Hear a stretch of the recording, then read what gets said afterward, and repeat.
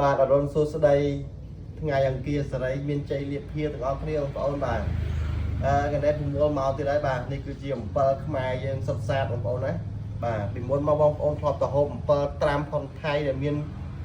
ប្រទេសវែងធំ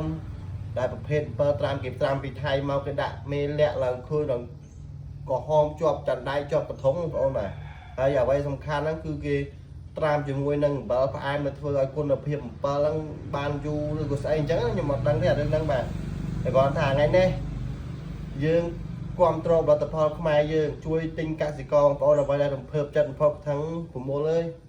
បានប្រមូលឯងទិញអំបិលអញ្ចឹងទៅខ្ញុំបានលុយហើយទិញកតាបឲ្យកូនទិញសភៅឲ្យកូនរៀនខ្ញុំលឺហើយសំណោះមែនតើបងប្អូនហើយអំបិលខ្ញុំទិញថ្លៃបងប្អូនមានន័យថា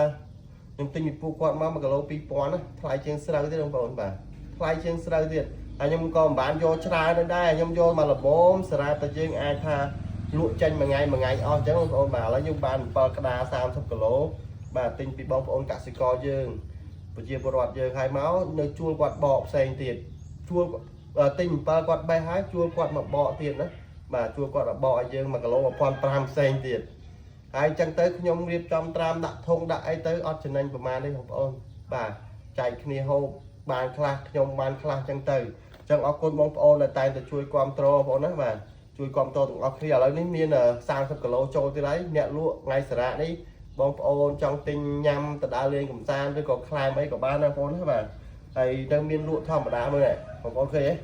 ទេដុកឥឡូវនេះវគ្គនេះសាច់ក្រាស់ហើយធំទៀតបងប្អូនបាទហើយតម្លៃនៅដដែលបងប្អូនណាបាទអត់មានឡើងថ្លៃឡើងអីទេដូចខ្ញុំបញ្ជាក់ខាងដើមអញ្ចឹងខ្ញុំលក់យកក្តីស្រឡាញ់លក់យកការរាប់អានឲ្យទៅលក់ឲ្យបងប្អូនញ៉ាំឆ្ងាញ់បងប្អូនសុបាយចិត្តអត់មានអារម្មណ៍ថាស្ដាយលុយអញ្ចឹងបងប្អូនបាទខ្ញុំចំណេញតិចតែលក់បានច្រើនខ្ញុំលក់ដល់សល់បងប្អូនណាមួយថ្ងៃ30គីឡូ40គីឡូហ្នឹងគឺអស់ដោយសារបងប្អូនជួយគ្រប់គ្រងម្នាក់1កំប៉ុង2កំប៉ុងម្នាក់1គីឡូ2គីឡូអញ្ចឹងបងប្អូនបាទហើយច្រើនអ្នកទៅយើងនឹងដឹកឲ្យដល់បាត់ដំបងអញ្ចឹងទៅ10កណ្ដុងអីទៅខ្ញុំដឹកជូនណាបងប្អូនណាបាទលើសថាពី10កណ្ដុងទៅខ្ញុំដឹកជូនហើយក៏មិនដែរយកថ្លៃសេវាថ្លៃស្អីដែរ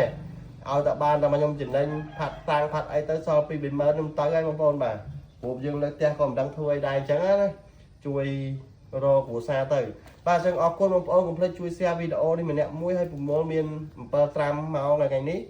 ប្រហែលជាអាចល្ងាចយើងបានញ៉ាំបងប្អូនណាថ្ងៃនេះយើងចាប់ដើមបកហើយយើងជួយកសិករយើងតិចម្នាក់អញ្ចឹងណាបងប្អូនចង់ប្រាប់ថា7នេះថ្លៃជាងស្រូវបងប្អូនរាល់ថ្ងៃនេះ7ថ្លៃជាងស្រូវបាទហើយសូមអរគុណច្រើនមែនតើដែលជួយគ្រប់គ្រងvà កុំភ្លេច share មួយម្នាក់មួយក្នុងបាទសូមអរគុណសូមជម្រាបលា